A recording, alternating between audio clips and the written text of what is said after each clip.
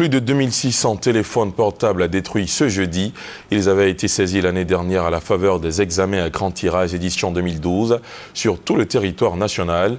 Une politique drastique de lutte contre la fraude en milieu scolaire. La destruction des appareils a eu lieu au lycée classique d'Abidjan. Francis Bofo. C'est une première en Côte d'Ivoire. 2635 téléphones saisis sur des candidats en situation de fraude lors des examens à grand tirage, session 2012, ont été détruits sur les yeux impuissants de certains élèves au lycée classique d'Abidjan. Ça me fait vraiment mal.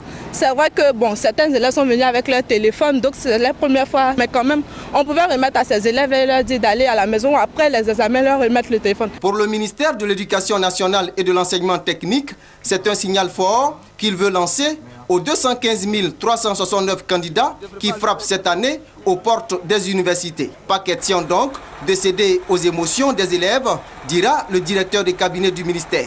Tous ceux qui seront pris dans les mêmes conditions, eh bien, les téléphones vont subir les mêmes réactions. Cela est inscrit au dos de leur convocation. Tout portable pris sur un candidat est définitivement confisqué.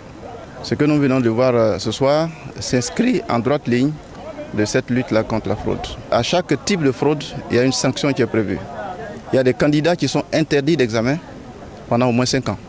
Il y a des acteurs, je veux dire les enseignants, les chefs de centre, tous ceux qui ont été pris, eh bien, ils font l'objet de conseils de discipline et selon la gravité de leur cas, il y a des sanctions qui vont avec. Les épreuves orales du baccalauréat session 2013 ont débuté mardi dernier.